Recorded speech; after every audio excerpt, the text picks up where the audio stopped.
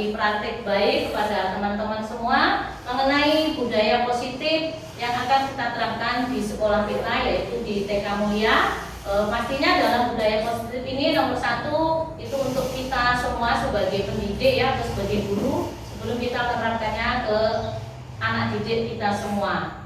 Untuk itu karena kita sebagai pendidik TK, yaitu pastinya melalui kebiasaan-kebiasaan yang akan kita terapkan dalam kehidupan sehari-hari, minimal kita dulu memberikan contoh, baru kemudian untuk anak-anak menirukannya dari budaya positif yang kita terapkan.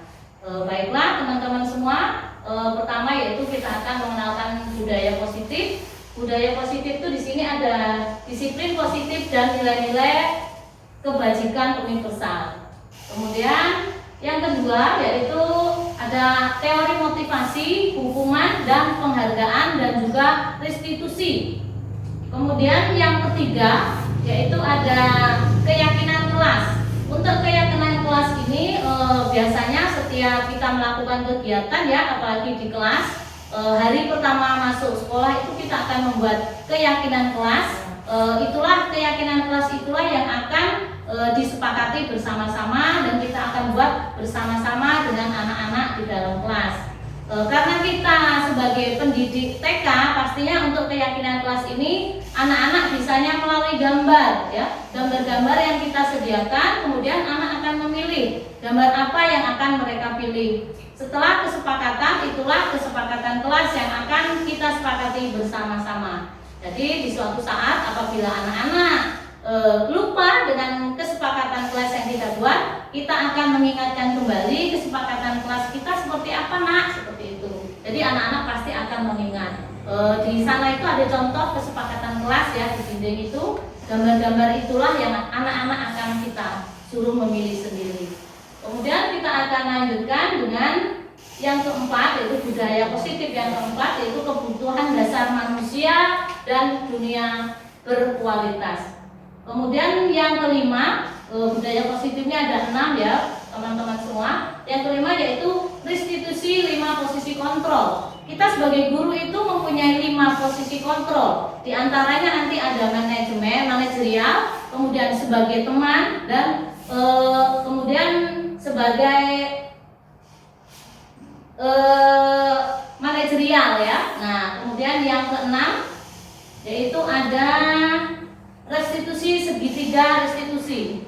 Yang dimaksud dengan restitusi segitiga restitusi di sini yaitu jika di dalam kelas itu anak terjadi masalah, misalnya bertengkar atau apapun, kita sebagai guru itu bisa mengambil 5 posisi kontrol di situ ya. Kita bisa menjadi teman bagi mereka, kemudian bisa menjadi merasa bersalah, kemudian berasa menjadi manajerial. Untuk 5 posisi kontrol itu nanti di sini akan kita bahas satu persatu. Kemudian ada disiplin positif dan nilai-nilai kebajikan universal. Di sini ada sebuah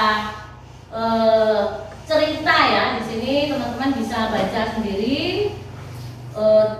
Anda dan teman Anda akan melakukan kegiatan cobalah buka. Nah, kita misalnya akan melakukan kegiatan ini, tangan kita ditutup ya, kemudian di dalam ini kita akan isi sesuatu, biasanya permainan anak-anak zaman kecil dulu ya. Nah, misalnya ada teman coba buka, nah ya dibuka tangannya, otomatis kita sebagai pemegang yang punya prinsip, mungkin kita tidak mau untuk membuka tangan kita seperti apa. Nah, ini bisa dibaca dari sini ya. Nah, coba Anda bayangkan bahwa Anda menyimpan sesuatu yang sangat berharga di dalam kepalan tangan Anda. Anda perlu menjaga benda tersebut sekuat tenaga ya, agar karena begitu pentingnya untuk kehidupan Anda. Jadi kita akan mempertahankan yang kita pegang ya, tanpa terpengaruh oleh si peminta ya. Jadi teman Anda B boleh membujuk, menghardik dengan bentuk apapun supaya tangan kepala yang kita buka ini bisa dapat terbuka. Nah, kemudian menawari Anda uang agar Anda bersedia membuka tangan. Ayo nanti kalau kepalanya dibuka saya akan kasih uang berapapun yang dia minta. Nah, otomatis kita akan berusaha menjaga semaksimal mungkin sekuat tenaga, jangan sampai kepalan tangan kita itu terbuka. Nah, membuka kepalan tangan Anda? Mengapa alasan Anda tidak membuka kepalan tangan Anda? Nah, apakah Anda atau si B menutup kepalan tangan Anda? Mengapa alasan si B tetap menutup kepalan tangan Anda? Nah, jadi kita itu mempunyai keyakinan ya. Kenapa sih alasannya kok tidak boleh dibuka? Coba mungkin dari teman-teman ada yang ingin berpendapat, silahkan.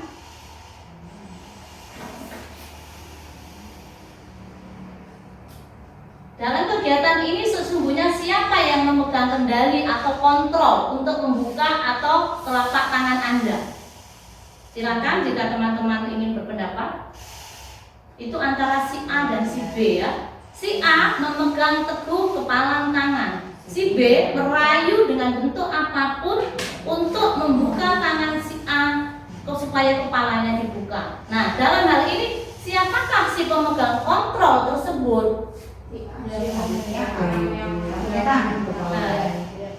Yang punya kepala. Kenapa si A tidak mau memegang tangannya apapun bujukannya si B? Karena mempunyai sesuatu yang lebih berharga. Karena belum bisa menebak yang B itu tadi apa yang ada di dalam isi kepala itu bisa jadi seperti itu. Mungkin dia ada naruh misalnya uang di dalam di kepala, disuruh menebak apa isinya. Nah, karena yang si B tadi belum bisa menebak apa isi kepalanya, jadi nggak mau buka gitu. Kalau seandainya udah benar, mungkin bisa dibuka. Oh ya, jadi ini kan hanya sebuah ilustrasi ya. Jadi intinya posisi kontrol di sini ada di dalam diri kita sendiri. Apapun yang dibilang orang, jika kita berpegang teguh dengan apa pendirian kita, nah jadi dalam hal ini posisi kontrol ya, posisi kontrol budaya positif itu ada terjadi pada diri kita sendiri. Ya, jadi untuk merubahnya ini kalau bukan dari diri kita sendiri, tidak akan bisa orang lain untuk merubahnya. Intinya seperti itu. Nah, di sini ada teori kontrol ya dari William Dexter, ilusi guru mengontrol murid. Pada dasarnya kita tidak dapat. Nah, ini tadi intinya ya, memaksa murid untuk berbuat sesuatu jikalau murid tersebut memilih untuk tidak melakukannya. Nah, jadi sebagai guru kita tidak bisa memaksa kemauan murid ya. Walaupun tampaknya guru sedang mengontrol perilaku murid, hal demikian terjadi karena murid sedang mengizinkan dirinya dikontrol. Jadi walaupun guru mengontrol diri siswa, tetapi guru tidak bisa memaksakan kehendak guru ya, tetapi yang mempunyai kontrol yaitu diri sendiri. Itu. Nah, ini ilusi bahwa semua penguatan positif efektif dan bermanfaat. Nah, penguatan positif atau bujukan adalah bentuk-bentuk kontrol. Nah, jadi bujukan itu adalah bentuk kontrol. Segala usaha untuk mempengaruhi murid agar mengulangi suatu perilaku tertentu. Suatu untuk mengontrol murid tersebut dalam jangka waktu tertentu, kemungkinan murid tersebut akan menyadarinya dan mencoba untuk menolak bujukan kita, atau bisa jadi murid tersebut menjadi tergantung pada pendapat sang guru yang buta.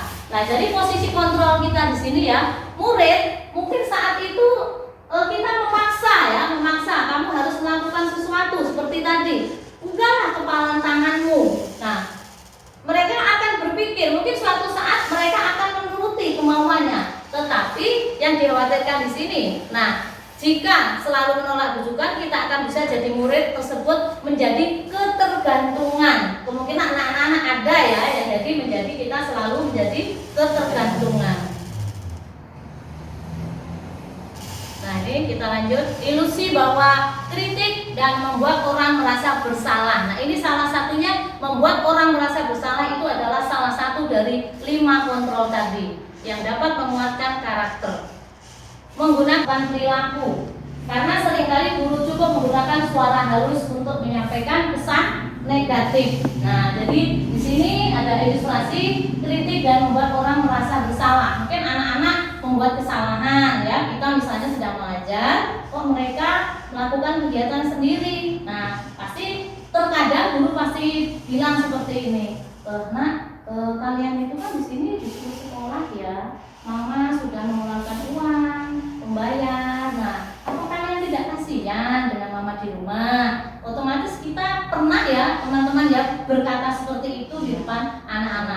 itu salah satunya membuat orang merasa bersalah. Jadi si anak yang berbuat tadi merasa dirinya merasa bersalah. Nah, ilusi bahwa orang dewasa memiliki hak untuk memaksa. Nah, jadi orang dewasa berhak untuk memaksa itu ilusi katanya ya. Jadi tidak seharusnya orang dewasa itu harus memaksa kemauannya sendiri. Nah, jadi ilusi ya, yang namanya ilusi itu kan tidak nyata ya. Jadi nggak semua orang dewasa itu mempunyai hak untuk memaksa. Di sini ya, banyak orang dewasa yang percaya bahwa mereka memiliki tanggung jawab untuk membuat murid-muridnya berbuat hal-hal tertentu. Pernah nggak terjadi di kawan-kawan kalau kita mempunyai kehendak sesuatu kepada murid-murid, tetapi anak murid kita tidak mau melakukannya? Sering ya kawan-kawan ya. Karena menurut kita itu kalau ngomong setiap buat aturan, mereka pasti akan mau menuruti kemauan kita. Itu kan ilusi ya. Nah, ternyata tidak semua perbuatan orang dewasa itu harus diikuti oleh anak-anak.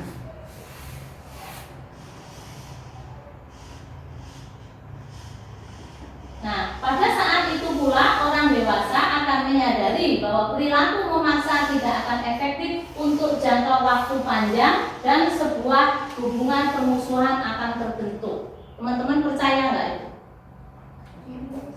Dengan yang ini.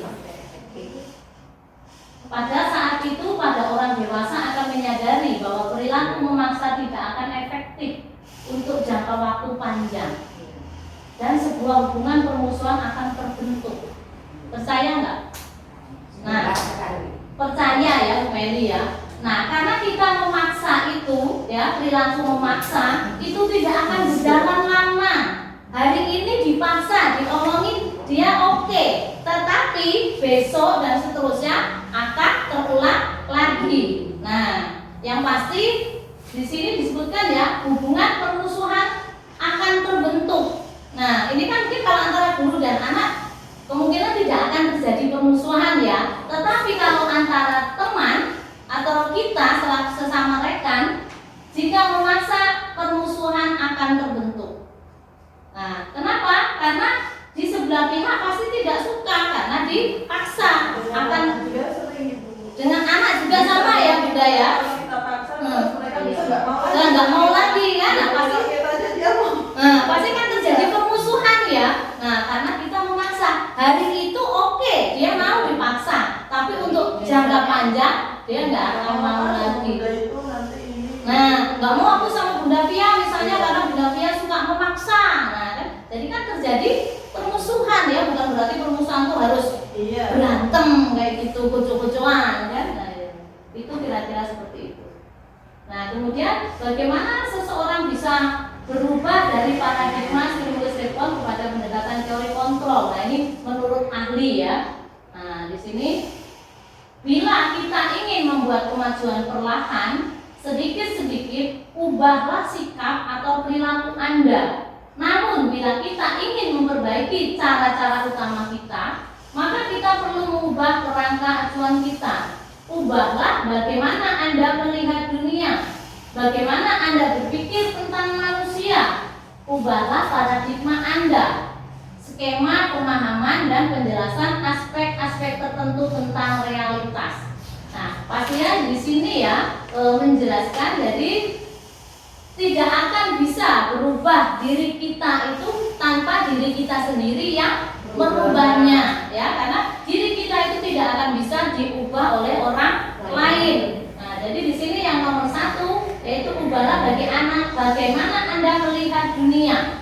Nah, kita bisa dibayangkan kalau misalnya bunda-bunda melihat dunia itu seperti apa. Jadi bahwa bukan cuma yang di sini loh yang dilihat, di luar sana banyak yang kita lihat. Nah, jadi membayangkan melihat dunia. Dari kita membayangkan melihat dunia yang beraneka macam, beraneka bentuk, dari situlah kita bisa merubah mindset dari diri kita sendiri. Karena mindset atau keyakinan itu tidak akan bisa orang lain untuk berubahnya kecuali dari diri kita sendiri. Jadi misal sebagai contoh, kita jangan puas dengan apa yang kita miliki di hari itu ya, karena di luar sana masih banyak kemampuan-kemampuan atau keterampilan-keterampilan yang akan kita lihat. Makanya di sini ubahlah bagaimana Anda melihat dunia ya. Jadi dunia itu luas ya kawan-kawan semua ya, bukan cuma yang ada di sekitar kita. Seperti itu kira-kira.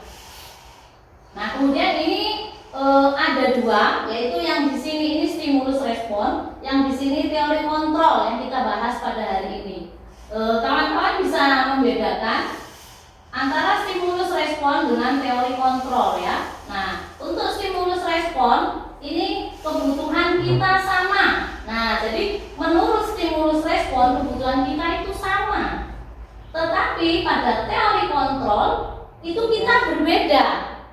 Nah, jadi ini stimulus, yang ini namanya teori kontrol. Nah, yang kita bicarakan tadi tentang 5 teori kontrol untuk kebutuhan manusia. Kemudian yang di bawahnya, semua orang melihat hal yang sama. Nah, semua orang melihat hal yang sama. Ini menurut stimulus respon. Nah, sementara menurut teori kontrol, setiap orang itu memiliki gambaran yang berbeda. Bisa dibaca sini ya, kita dapat mencoba mengubah agar berpandangan sama dengan kita. Nah, mungkin saya pribadi dulu berpikir bahwa saya itu bisa merubah seseorang harus sama dengan saya. Nah, ternyata itu salah, itu tidak bisa. Nah, jadi kita hanya bisa berusaha memahami pandangan orang lain tentang dunia. Nah, jadi dalam hal ini kita tidak akan bisa memaksa seseorang untuk menjadi seperti kita ya. Jadi kita hanya bisa memberikan penjelasan untuk merubahnya itu kembali ke pribadi masing-masing. Nih, perilaku buruk dilihat sebagai suatu kesalahan. Nah, selama ini kita pasti melihat perilaku buruk itu suatu kesalahan. Padahal perilaku buruk itu tidak semua kesalahan ya. Nah, di teori kontrol semua perilaku memiliki tujuan. Nah, jadi Bunda Pindah bisa membedakan di sini stimulus respon, di sini teori kontrol. Kira-kira yang mana yang lebih efektif kita terapkan? Teori kontrol ya, Bun ya. Karena teori kontrol ini sifatnya mendidik yang berubah. Kalau stimulus respon ini seolah-olah kayak kita memaksa ya, menghakimi bahwa saya bisa mengontrol orang lain. Nah, seperti ilustrasi yang tadi, dianggapnya si B itu bisa memaksa si A dengan iming-iming hadiah atau ngatain lah ya. Nah, tetapi ternyata tidak bisa, karena Anda tidak bisa mengontrol orang lain. Nah, jadi yang bisa mengontrol diri kita sendiri adalah diri kita sendiri. Ini kelihatan nggak, Bun? Kelihatan ya. Nah, ini makna dari kata disiplin. Nah, menurut teman-teman semua yang namanya disiplin itu apa menurut pendapat bunda-bunda semua? Keterkaitan dengan disiplin, mematuhi aturan sesuai aturan yang ada. Nah, jadi yang namanya disiplin itu mematuhi aturan ya, pasti ya. Itu kan pasti yang ada di dalam pikiran kita selama ini. Nah, coba minta tolong dibaca di sini, Bunda ya. Kelihatan? Coba saya besarin dulu ya. Yang kelihatan siapa? Oh, silakan Bu Anifah kalau kelihatan. Ketika mendengar kata disiplin, apa yang terbayang di benak Anda, apa yang terlintas di pikiran Anda, kebanyakan orang akan menghubungkan kata disiplin dengan tata tertib, teratur, dan kepatuhan pada peraturan. Kata disiplin juga sering dihubungkan dengan hukuman, padahal itu sungguh berbeda. Karena belajar tentang disiplin positif tidak harus dengan memberi hukuman. Justru itu adalah salah satu alternatif terakhir, dan kalau perlu tidak digunakan sama sekali. Dalam budaya kita, makna kata disiplin dimaknai menjadi sesuatu yang dilakukan seseorang pada orang lain untuk mendapatkan kepatuhan Kita cenderung menghubungkan kata disiplin dengan ketidaknyamanan. Bapak Pendidikan kita Ki Hajar Dewantara menyatakan bahwa di mana ada kemerdekaan disitulah harus ada disiplin yang kuat. Sesungguhnya pun disiplin itu bersifat itulah, yaitu kita sendiri yang mewajibkan kita dengan sekeras-kerasnya, tetapi itu sama saja. Sebab jikalau kita tidak cakap melakukan self discipline, wajiblah penguasa lain mendisiplin diri kita dan peraturan demikian. Itulah harus ada di dalam suasana yang merdeka. Ki Hajar Dewantara, Pemikiran Konsepsi Keteladanan Sikap Merdeka, cetakan kelima 2013 halaman 470. Di situ Ki Hajar Dewantara menyatakan bahwa untuk mencapai kemerdekaan atau dalam konteks pendidikan kita saat ini, untuk menciptakan murid yang merdeka, syarat utamanya adalah harus ada disiplin yang kuat. Disiplin yang dimaksud adalah disiplin diri yang memiliki motivasi internal. Jika kita tidak memiliki motivasi internal, maka kita memerlukan pihak lain untuk mendisiplinkan kita atau motivasi eksternal, karena berasal dari luar, bukan dari dalam diri kita sendiri. Ya. Setelah kita membaca ini ya, kemudian kita menyimak, kemudian kita menghayati. Jadi yang namanya kata disiplin itu selama ini, yang namanya disiplin itu sesuatu ya hal yang harus ditaati peraturan. Ternyata menurut di sini tidak ya Bu Hanifah ya. Nah, ternyata di sini bukan. Nah, jadi hukuman pada sesungguhnya berbeda. Jadi kalau anak yang melanggar disiplin itu pastinya biasanya akan terjadi hukuman ya.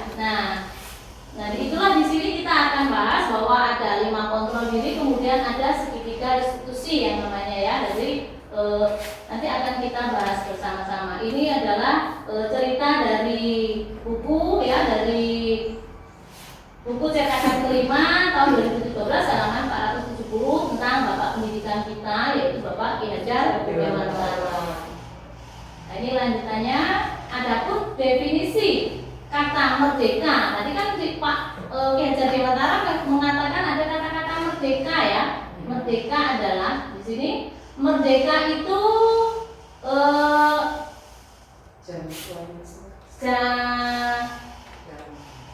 jamnya noramun lepasin pangeran, bahasa Jawa itu ya. Merdeka iku jarwone noramung lepasin pangeran, ngunggah kuat kuaso aman diri priyago. Nah, terlepas dari pemerintah akan tetapi juga cakap buat memerintah diri sendiri. Ini bahasa Jawa ya. Nah, bahasa Jawa bahasa Sangsekerta. Jadi saya sendiri juga nggak ngerti maksudnya apa ya. Nah, di sini ada ya terjemahannya, mungkin terjemahan atau merdeka itu artinya tidak hanya terlepas dari pemerintah, akan tetapi ya merdeka itu tidak hanya terlepas dari perintah, akan tetapi juga cakap buat memerintah diri sendiri. Ini kira-kira arti dari bahasa Jawa yang di atas ya. Nah, kemudian pemikiran Ki Hajar ini sejalan dengan pandangan Don Husein dalam bukunya ya. Jadi ternyata pandangan Ki Hajar Dewantara itu sama dengan pandangan orang yang berada di luar sana ya Bunda ya, bahwa arti dari kata disiplin berasal dari bahasa Latin ya, yang artinya belajar. Nah, kata disiplin juga berasal dari bahasa kata yang sama dengan disiplin. Ini bahasa Inggris kayaknya ya Bu Meli yang pinter baca ini ya. Nah, disiplin atau murid, pengikut untuk menjadi seorang murid atau pengikut. Seorang harus paham betul alasan mengapa mereka mengikuti suatu aliran atau ajaran tertentu, sehingga motivasi yang terbangun adalah motivasi instrik, bukan ekstrinsik. Nah, jadi untuk motivasi instrik bukan ekstrik. Nah, yang pasti kalau ini tuh dari dalam ya. Nah, kalau X itu dari luar. Kita lanjut aja Bu ya. Nah, inilah nilai-nilai kebajikan dari 6 institusi. Ini yaitu yang melambangkan profil pelajar Pancasila. Nah, jadi hubungannya dari kita belajar budaya positif yang ada 5 kontrol ini nanti berhubungan dengan IKM. Nah, di IKM itu ada profil pelajar Pancasila. Nah, ini bunda-bunda pastinya sudah tahu semuanya bahwa profil pelajar Pancasila ini 6 ini yang dimaksud yaitu 6 elemen ya bunda ya. Nah, jadi beriman bertakwa kepada Tuhan Yang Maha Esa, mandiri, bernalar kritis, berkebijakan global, bergotong royong dan kreatif.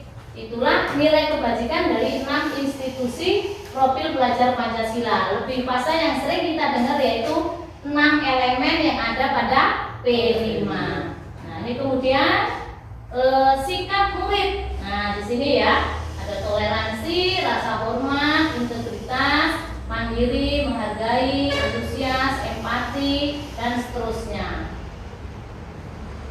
Nah, seperti tadi kita sudah melaksanakan ya di luar dengan bermain itu melakukan budaya positif di sekolah kita ya, di antaranya yaitu budaya antri ya, sabar menunggu giliran. Nah, kemudian ini adalah 9 pilar karakter ya. Nah, di sini ada 9. Salah satunya yaitu cinta Tuhan dan segenap ciptaannya.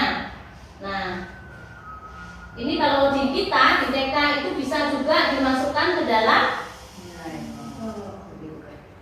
tujuan pembelajaran ya, cinta Tuhan dan segenap ciptaannya. Ini kita bisa masukkan di tujuan pembelajaran yaitu CP1 ya, nilai-nilai moral, agama dan budi pekerti. Kemudian kemandirian dan tanggung jawab. Nah, ini juga bisa kita masukkan ke dalam tujuan pembelajaran.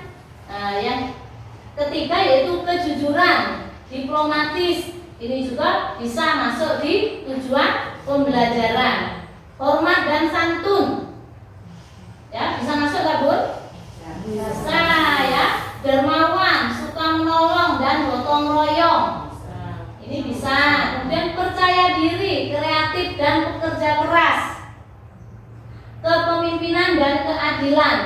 Nah, untuk kepemimpinan ini juga bisa kita masukkan di dalam tujuan pembelajaran ya, karena nilai-nilai ada dalam situ yaitu menjadi kepemimpinan ya. Jadi kita harus mengajarkan murid untuk menjadi seorang pemimpin. Baik dan rendah hati, kemudian toleransi, kedamaian dan kesatuan. Nah, jadi dari 9 pilar karakter ini kita bisa menerapkannya di dalam budaya positif masuk di dalam tujuan pembelajaran kita ya. Jadi nanti kita bisa masukkan mana yang masuk di CP1, mana yang masuk CP2 dan CP3. Nah, kemudian petunjuk seumur hidup dan keterampilan hidup. Nah, ini keterampilan hidup ya. Nah, di antaranya dapat dipercaya, lurus hati, pendengar yang aktif, tidak merendahkan orang lain, memberikan yang terbaik bagi diri.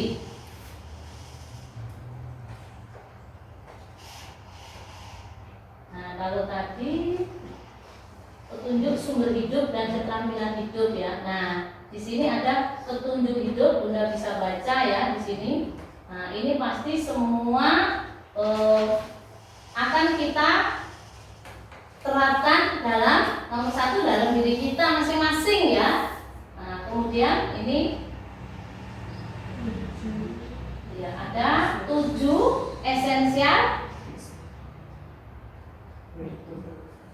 Ada empati, suara hati, bener kan 7 ini Bu ya.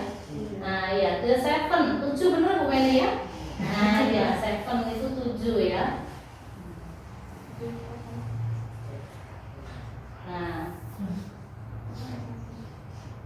Nah, ini nilai-nilai kebajikan ya. Di sini ada peduli, rajin, integritas dan rasa hormat. Nah, di sini ya, di sini masing-masing peduli itu punya, di bawahnya ada turunannya. Kemudian ini rasa hormat. Nah, seperti kita menerapkan ke anak-anak.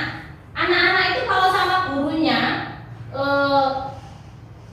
jangan dibuat anak itu takut, ya, tetapi buatlah merasa hormat. Nah, jika siswa itu hormat kepada gurunya, ya, atau menghargai temannya, dia akan merasa bertanggung jawab, ya, kemudian ngabdi, bijaksana, bersyukur, ya. Karena kalau anak itu takut sama gurunya, itu pada saat hal-hal tertentu dia tidak akan berani meminta bantuan kepada kita. Karena yang ada di dalam diri anak itu hanya rasa takut. Nah, begitu juga dengan sesama teman, kita tidak perlu takut, tetapi kita harus menghargai atau menghormati, ya.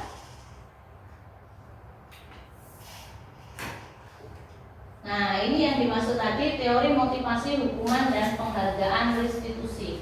Nah, untuk menghindari ketidaknyamanan atau hukuman, ini adalah tingkat terendah dari motivasi perilaku manusia. Biasanya orang yang motivasi perilakunya untuk menghindari hukuman atau ketidaknyamanan akan bertanya, apa yang akan terjadi apabila saya tidak melakukannya? Sebenarnya mereka sedang menghindari permasalahan yang mungkin muncul dan berpengaruh pada mereka secara fisik, psikologis, maupun tidak terpenuhnya kebutuhan mereka bila mereka tidak melakukan tindakan tersebut. Motivasi ini bersifat eksternal. Nah, jadi di sini, ya, untuk menghindari ketidaknyamanan atau hukuman. Biasanya manusia itu kalau rajin sekolah, ya, misalnya aku nih harus berangkat pagi, karena kalau nggak berangkat pagi nanti ditegur oleh kepala sekolah. Nah, jika aku berangkat pagi itu nanti akan diberikan reward mungkin dari sekolah. Nah, yang seperti itu memang bagus, tetapi efeknya tidak bagus. Jadi lebih baik tadi balik-balik ke kesadaran diri, ya, masing-masing. Nah, ini untuk mendapatkan imbalan atau penghargaan dari orang lain, seperti yang saya sampaikan tadi. Jadi misalnya saya pergi ke sekolah pagi-pagi tepat waktu karena ingin mendapat reward dari kepala sekolah, misalnya, ya. Jika saya tidak berangkat pagi, saya tidak akan mendapatkan reward dari kepala sekolah. Kalau kita berpikiran seperti itu, apakah kira-kira kita bisa bertahan lama? Tidak, ya. Jadi kita itu datang sekolah pagi-pagi tepat waktu mengingat satu tugas kita sebagai guru. Kemudian kita memberikan contoh yang positif kepada anak didik kita. Nah, jadi walaupun kita tidak diberikan reward atau bentuk apapun oleh pimpinan, kita tetap akan menjalankannya setiap hari karena kita merasa tanggung jawab dengan tupoksi yang kita pegang, ya. Jadi kalau ngandalkan reward itu tidak akan tahan lama. Nah, rewardnya habis, rajinnya habis, ya. Nah, anak murid juga seperti itu. Siapa yang maju ke depan diberi hadiah. Nah, kalau hadiahnya nggak ada, tidak ada anak yang maju ke depan, ya. Ini reward itu bagus, ya, penghargaan itu bagus. Tetapi ada efek dari balik reward tadi.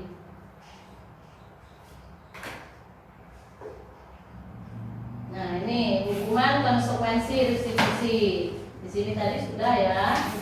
Ini adalah identitas gagal, ini identitas sukses. Nah, hukuman itu termasuk dalam identitas gagal.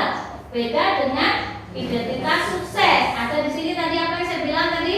Konsekuensi dan restitusi, ya. Nah, kalau hukuman itu gagal, kenapa gagal? Karena anak jika berbuat salah tetapi tidak sesuai dengan kesalahan, kemudian kita akan berikan hukuman. Hari itu, saat itu dia jerah. Untuk kedepannya dalam jangka panjang, apakah itu kira-kira bisa kita tanamkan? Nah, tetapi kalau dengan konsekuensi itu bukan hukuman, tetapi perbuatan yang kita berikan, ya, ibaratnya itu atas kesalahan yang dia lakukan, tetapi mengandung makna kemudian hari dia sudah tahu itu konsekuensi, bukan hukuman.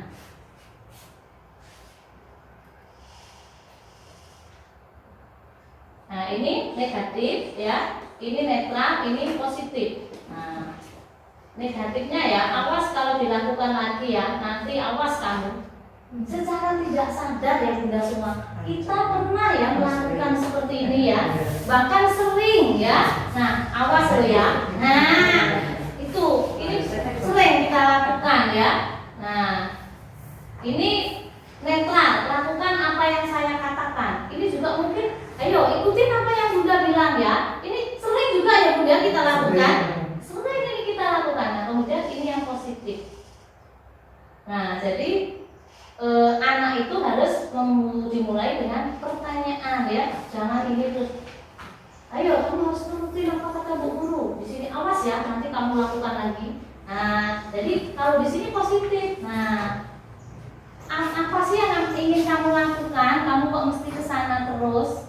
Nah, kan jadi anak itu bukan merasa dihukum ya, tetapi harus diberikan pertanyaan terlebih dahulu supaya hasilnya positif. Nah, ini negatif, ini maksa. Dari yang nomor 1 ini pasti timbulnya jadi pemaksaan ya, model pemaksaan. Nah, seperti itu. Jadi yang sini, yang balik-balik yang ini tadi stimulus respon ya, tadi kita sudah baca sebelumnya ya, stimulus respon dengan teori kontrol. Nah, lebih bagus kita menggunakan teori kontrol ya. Nah, mendorong disiplin positif. Di sini anak akan patuh. Nah, tetapi patuh misalnya Bu Ika. Nah, mendorong anak ya, misalkan kayak gini. Kamu harus nurutin apa yang saya lakukan. Dia akan patuh sama Bu Ika terus. Tetapi bisakah bertahan lama? Nah, tidak bisa bertahan lama ya Bu Bia ya pasti. Tapi kalau sudah didorong dengan mendorong disiplin positif ya, kita pakai dengan yang disiplin positif, ini bisa digunakan dalam jangka panjang. Mungkin kalau Bunda Ika sekolah dia akan nurut dengan yang lain. Nah, dengan yang lain tidak akan. Tapi kalau disiplin positif yang kita terapkan, dengan siapapun dia akan berinteraksi, dia akan selalu mengikuti. Nah, ini dihukum oleh penghargaan. Seperti yang saya bilang tadi ya, dihukum dengan penghargaan.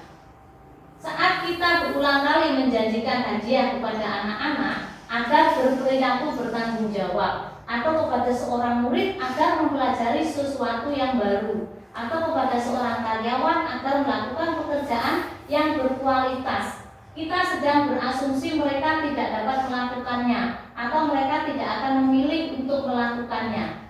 Ya, hukuman oleh penghargaan. Nah, ini pengaruh jangka panjang dan jangka pendek ya Bunda ya.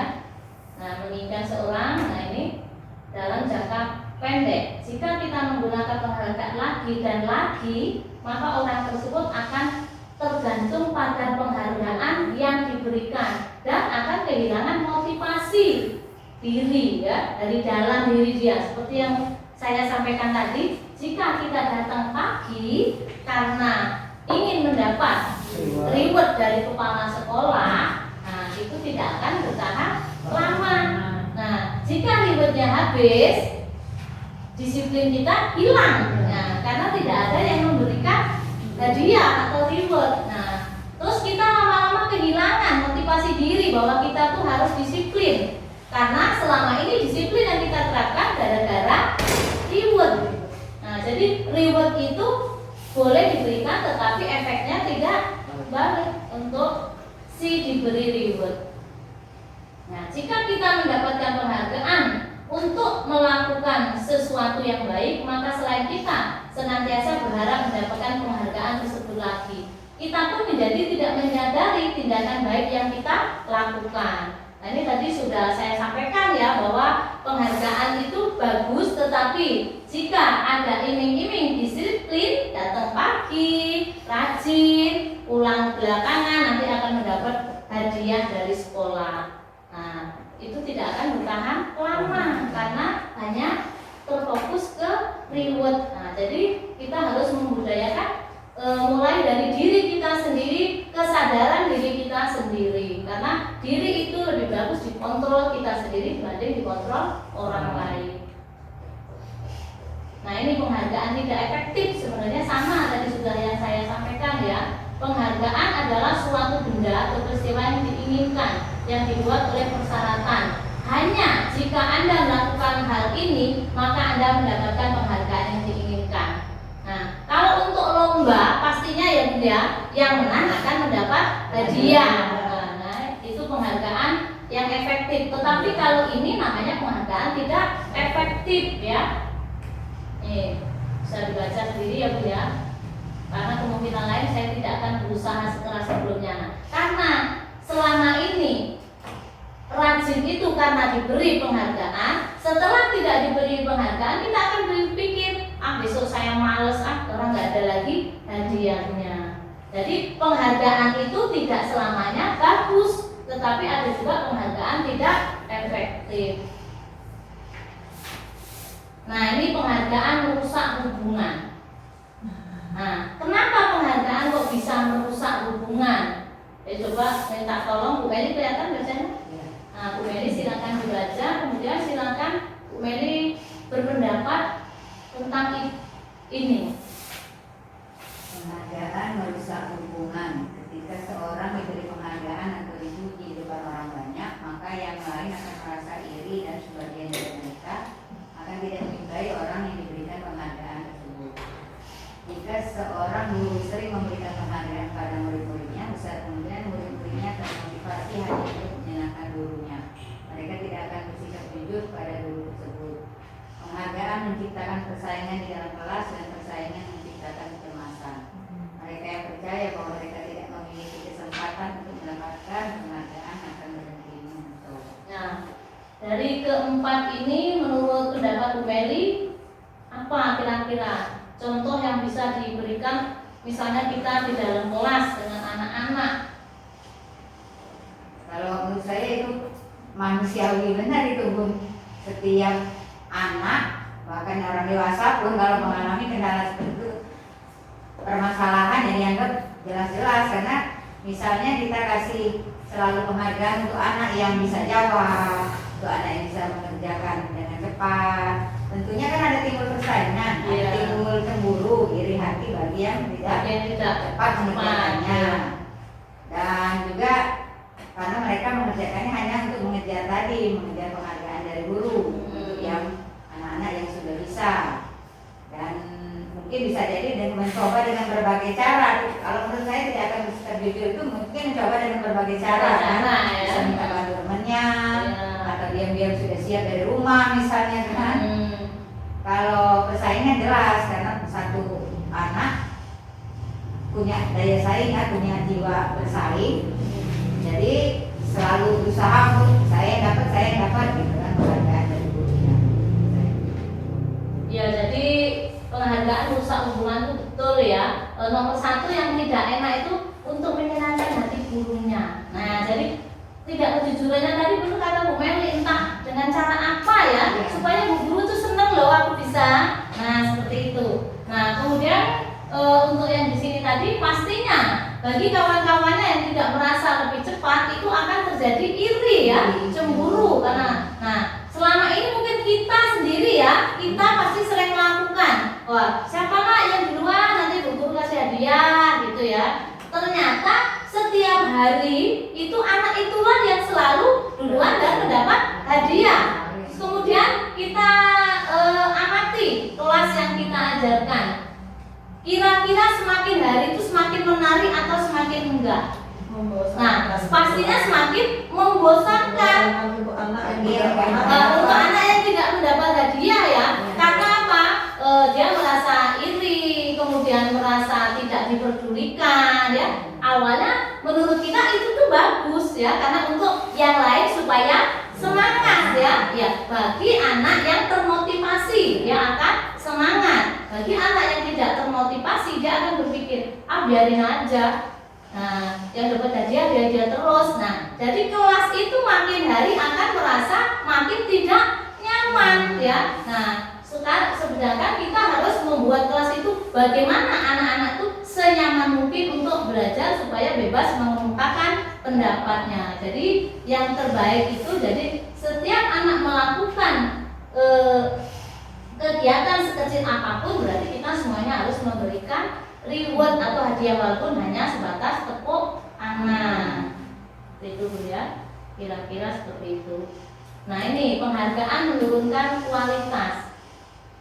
Nah ini ya, pengamatan dilakukan pada sekelompok mahasiswa yang sedang bekerja praktik di sebuah surat kabar universitas. Saat itu mereka sedang belajar menuliskan sebuah artikel tentang sebuah judul berita utama. Seiring waktu mahasiswa tersebut semakin mampu bekerja dengan cepat. Kemudian ada beberapa mahasiswa yang dibayar untuk setiap judul berita utama yang mereka mampu hasilkan. Dan setelah beberapa lama mahasiswa yang dibayar ini, hasil kinerjanya berhenti berkembang. Mereka yang tidak menerima bayaran terus berupaya mengasah diri menjadi lebih baik. Nah, jadi di sini penghargaan menurunkan kualitas. Nah, orang yang tadi sudah bekerja cepet-cepetan mendapatkan hadiah ternyata tidak bertahan lama ya Bu ya.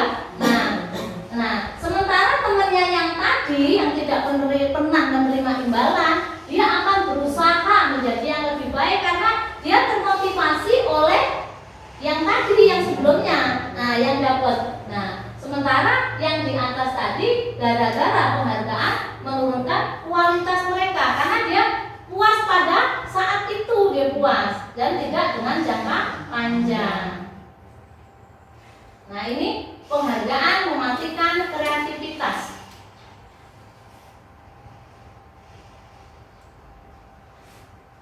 Belakang video.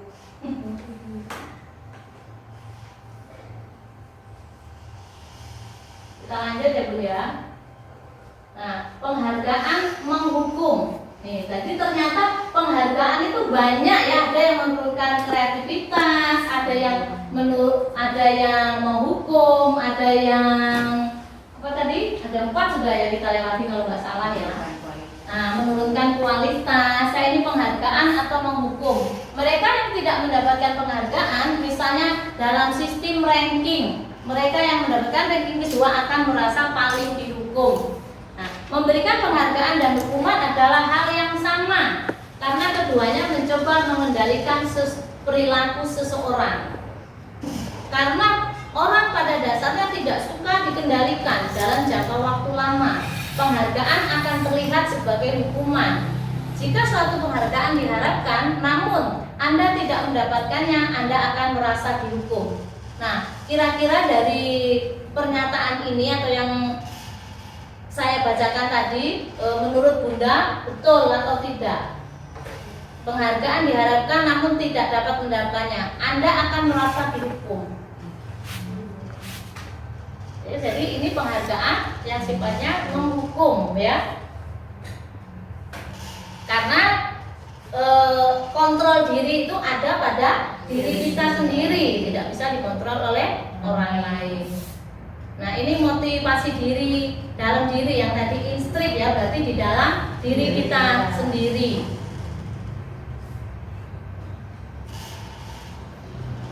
Nah, ini yang saya bilang tadi, keyakinan kelas. Nah, jadi ya, keyakinan kelas bersifat abstrak daripada peraturan. Kalau dulu mungkin tata tertib kelas ya disebutnya ya. Nah, yang namanya tata tertib itu seolah-olah peraturan ya. Terus yang buat siapa tata tertib? Gurunya pasti yang buat. Tetapi kalau keyakinan kelas itu kita akan buat sama-sama. Jadi sesuai kesepakatan. Mungkin kalau kita sering ikuti pelatihan ya, hari ini sebelum kita memasuki kegiatan, kita akan buat kesepakatan kelas dulu. Coba yang pertama apa? Itu dari peserta ya, bukan dari pemberi materi. Jadi kesepakatan kelas ini kita buat sama-sama dengan anak-anak. Anak merasa nyaman menerimanya karena dia sendiri yang membuat, bukan gurunya. Tapi kalau tata tertib sekolah, itu sekolah yang buat. Ini keyakinan kelas nih ya. Nah, di TK kita bisa juga bikin keyakinan kelas. Silahkan nanti di kelas lain untuk mencoba. Untuk di kelas A3 sudah mencoba buat keyakinan kelas, dan di B3 juga sudah. Di sini ada contoh keyakinan kelas ya, kesepakatan kelas ya. Nah, ini gambar-gambar karena anak TK jadi harus melalui gambar. Di sini yang kita tempel yaitu yang terjadi. Nah, ini kelas kita bersih ya. Nah, gambarnya dua yang dikasihkan ke anak. Satu kelas bersih dan satu kelas kotor. Nanti anak-anak suruh milih. Anak-anak mau kelas yang mana? Pasti anak-anak akan memilih kelas yang bersih. Kemudian ini ya, mencuci tangan ya. Nah, antri mencuci tangan. Nah, apa buang sampah ini ya? Buang sampah pada tempatnya. Yang satu kita buang sampah sembarangan, gambar satunya. Anak disuruh memilih, anak yang pilih yang mana. Nah, kemudian ini suka menolong ya. Nah, masing-masing gambar kita siapkan dua. Nanti anak yang akan memilih. Nah, kemudian kita akan simpulkan. Jika kelas supaya bersih, caranya buang sampah harus pada tempatnya. Setelah bermain harus diberesin ya. Nah, di sini. Terus supaya kelas kita tidak gaduh, tidak akan melakukan sesuatu, kita harus antri. Nah, saling sesama teman harus saling sayang. Nah, kesepakatan kelas ini bisa kita buat walaupun melalui anak TK, yaitu ya kalau anak TK melalui gambar. Kalau untuk anak tingkat yang lebih tinggi itu bisa melalui tulisan seperti ini. Ya, itu keyakinan kelas atau kesepakatan kelas. Sekarang dibuatnya memang keyakinan kelas, bukan lagi kesepakatan kelas. Kalau kesepakatan kelas itu hanya kita sepakati satu kelas, tapi belum tentu diyakini. Tapi kalau keyakinan kelas, bukan yang kita yakini di kelas.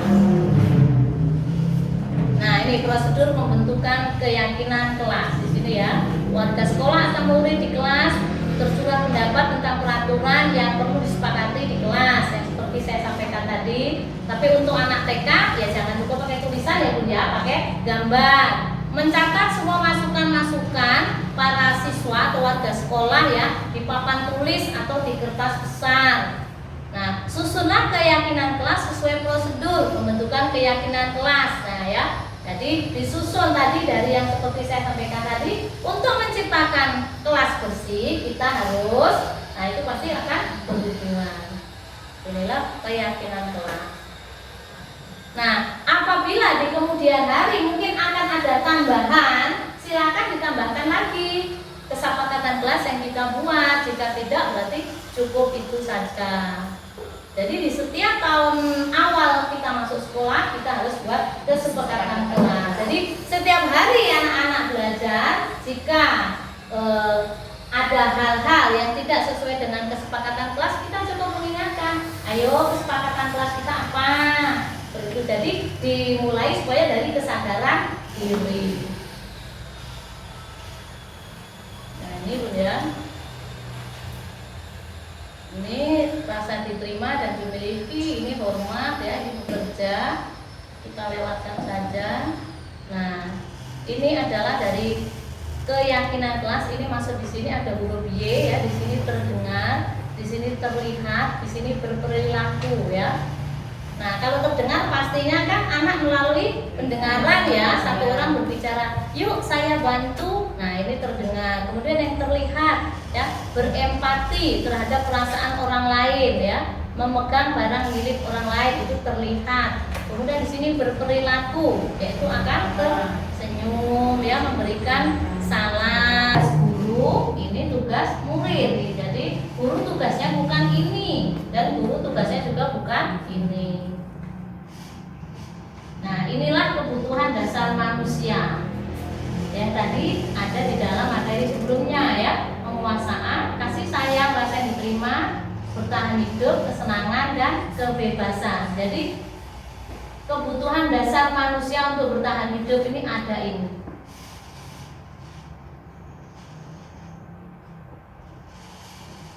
Nah, ini 5 posisi kontrol yang tadi saya bilang gitu ya. Nah, penghukum ya, sebagai penghukum. Kemudian membuat orang lain merasa bersalah. Kemudian sebagai teman. Ini yang satu sebagai pemantau. Nah, yang ini sebagai manajer. Nah, jika kita di TK, saya sudah menerapkan sendiri ya, nanti kita akan lihat contoh-contoh video-video yang pernah saya terapkan untuk anak-anak. Kita kalau di TK itu sering menjadi teman, pemantau, dan manajer ya.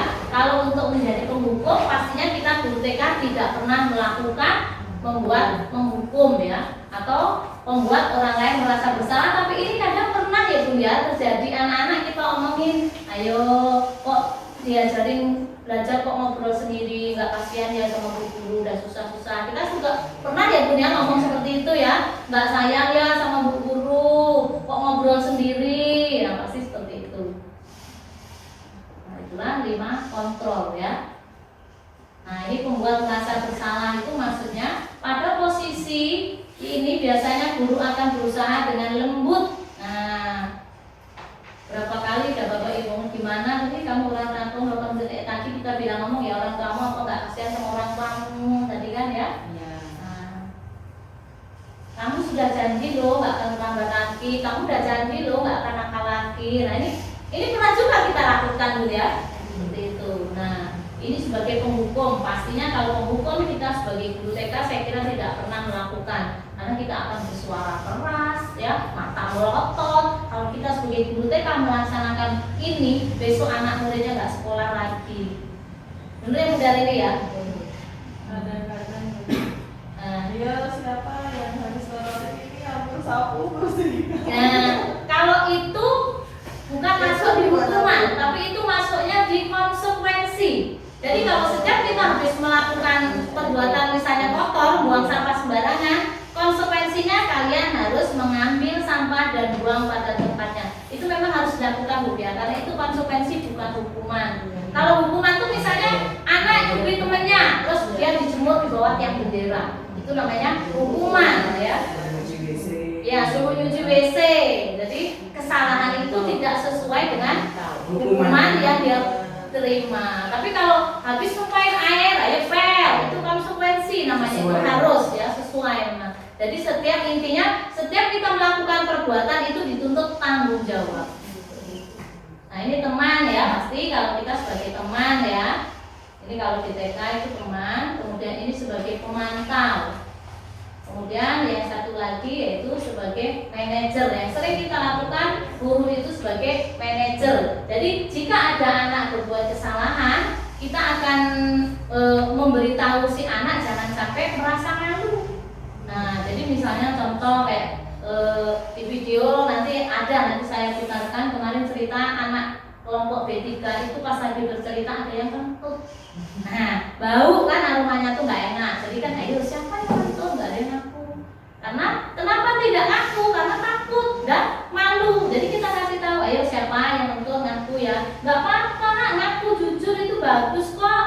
Nah, yang penting dia ngaku karena kentut itu kalau nggak dikeluarkan bisa sakit perut. Nah, jadi walaupun dia merasa bersalah, tapi dia tidak merasa malu dan tidak merasa diberi hukuman. Nah, ini tadi ya Bunda 5 posisi kontrol sebagai pemantau. Nah, ini segitiga restitusi ya. Di sini ada nih menstabilkan identitas, kemudian validasi tindakan yang salah. Ini jika ada anak berbuat salah, berarti kita sebagai guru harus mampu menyelesaikannya dengan ini ya. Jadi misalnya anak tadi kata Bunda Pia buang sampah sembarangan. Nah, kemudian kita menanyakan keyakinan kelas yang sudah kita buat apa, buang sampahnya di mana, seperti itu kan. Nah, jadi ini kira-kira seperti itu. Nah, ini ya teori kontrol tadi, ini langkahnya. Nah, untuk mengetahui sudah sampai mana pemahaman tentang teori kontrol antara hukuman dan konsekuensi, ini saya punya kuesioner ya, ada 15 kalau nggak 14, nanti saya tayangkan, nanti silakan Bunda-bunda menjawab. Tidak ada hukuman, yang salah tidak dihukum, dan yang betul tidak diberi hadiah ya. Jadi itu hanya untuk mengontrol diri kita sebatas mana apa yang diserap dalam diri kita melalui kegiatan kita pada hari ini.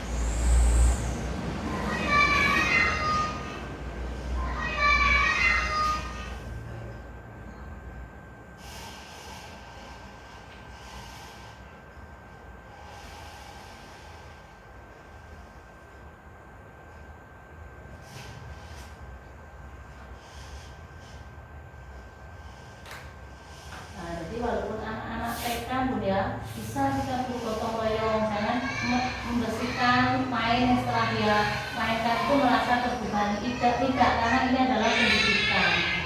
Jadi apapun bentuk dia bekerja, jangan kita nilai hasilnya, tetapi bentuk mereka peduli dengan kebersihan dan melakukan gotong royong.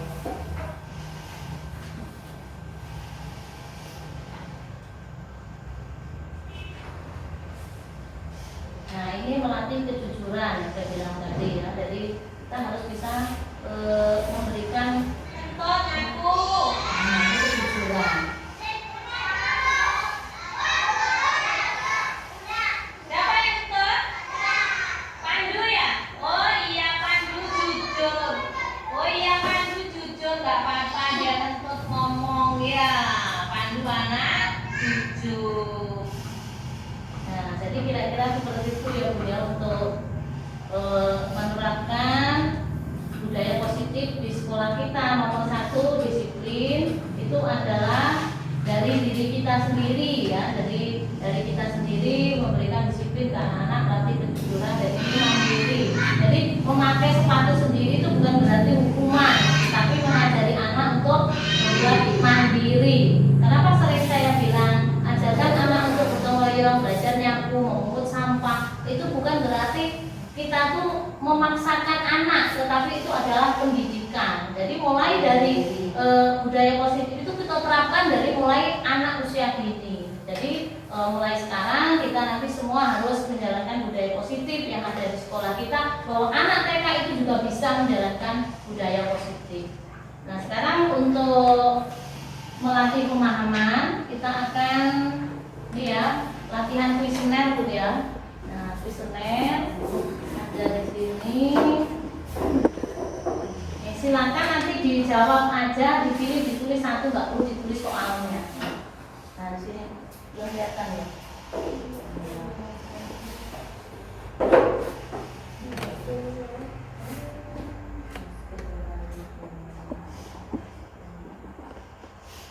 Nah, ini yang atas.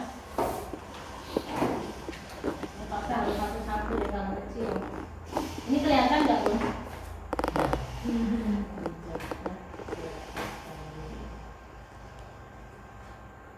Atau saya bacakan aja ya.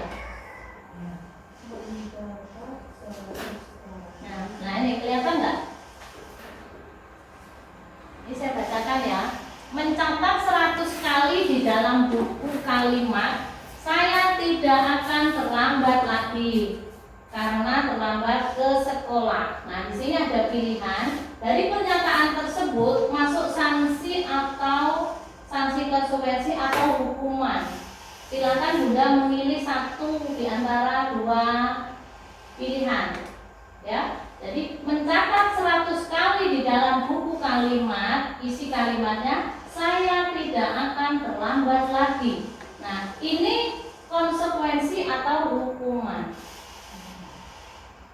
Silakan Bunda memilih satu aja. Ini ya, konsekuensi atau hukuman. Ini untuk melatih pemahaman kita tentang hukuman atau konsekuensi.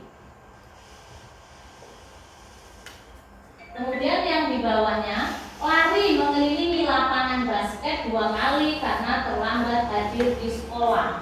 Ini konsekuensi atau hukuman ya. Tadi saya sudah memberikan contoh ya, misalnya Bunda Fia tadi nanya kalau anak buang sampah ya, ayo nak bersihin sampahnya, itu gimana Bu? Itu adalah konsekuensi, bukan hukuman. Tetapi jika anak tidak membuat PR terus dijemur di lapangan, itu adalah hukuman.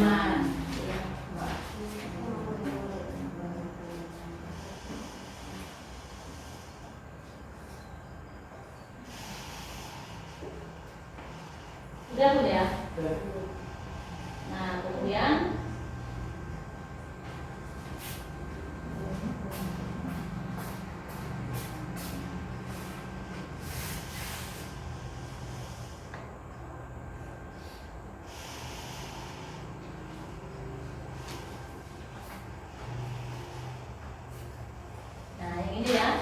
membersihkan coretan yang dibuatnya di meja tulis masuk hukuman atau konsekuensi.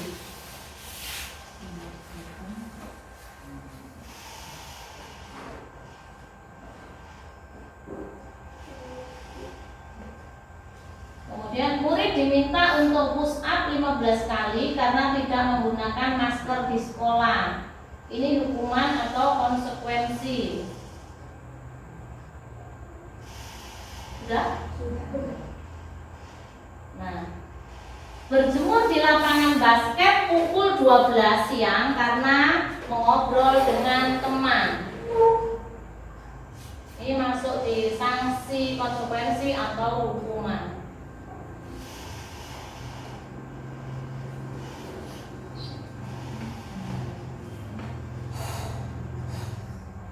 Kemudian menggantikan kertas tugas teman yang telah dicoret-coret, ini masuk dalam hukuman atau konsekuensi. Kita lanjut dulu ya. Nah, murid diminta bertelanjang kaki sepanjang hari karena tidak menggunakan sepatu warna hitam sesuai peraturan sekolah. Ini masuk konsekuensi atau hukuman. Kemudian berdiri di depan kelas sambil mengangkat kaki satu karena tidak bisa menjawab pertanyaan. Berdiri di depan kelas sambil mengangkat kaki satu karena tidak bisa menjawab pertanyaan. Kemudian kita lanjut. Membersihkan tumpahan air di meja tulis karena tersenggol pada saat belajar.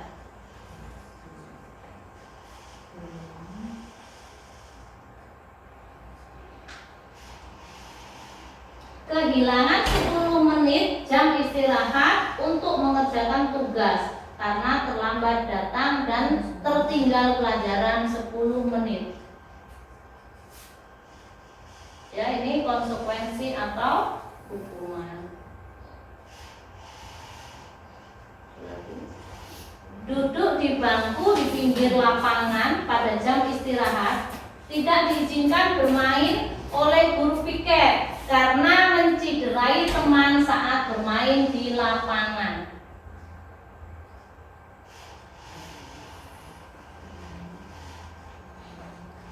Kemudian selanjutnya, terlambat hadir di pembelajaran daring 15 menit dan diminta untuk tinggal 15 menit sesudah kelas usai untuk membahas ketinggalan pembelajaran.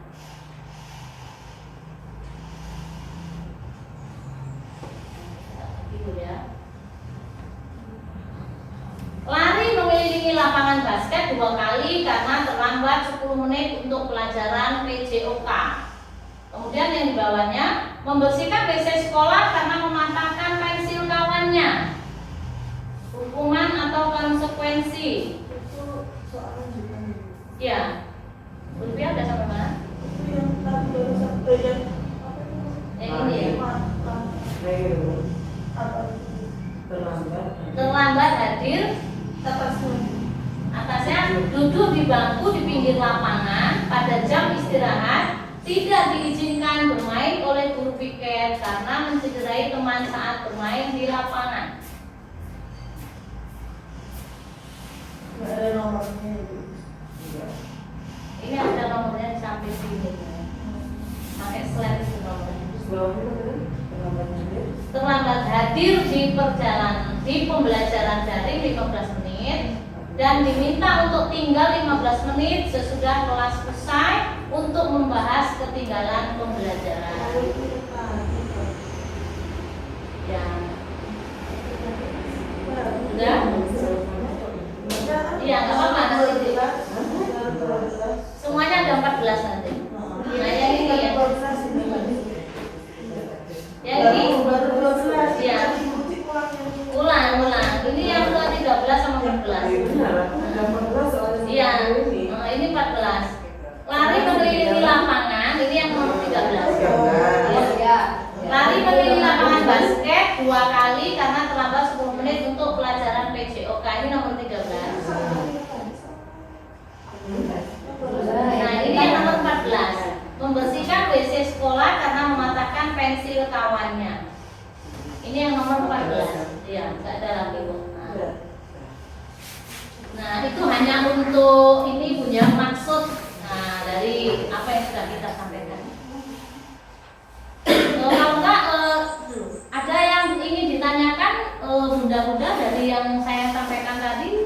Jika ada yang ingin ditanyakan, silakan. Setelah tidak ada, kita akan lanjut ke kegiatan membuat topik pembelajaran, tujuan pembelajaran ya, topik pembelajaran 1 minggu ke depan. Gimana? Pas? Oke, jika tidak ada yang ingin ditanyakan untuk berbagi praktek baik kita pada hari ini, saya cukupkan sekian. Lain waktu kita akan sambung lagi. Maaf kata apabila ada kata yang kurang berkenan di hati bunda-bunda semua. Kepada Allah saya mohon ampun. Akhirul kata, wassalamualaikum warahmatullahi wabarakatuh. Waalaikumsalam.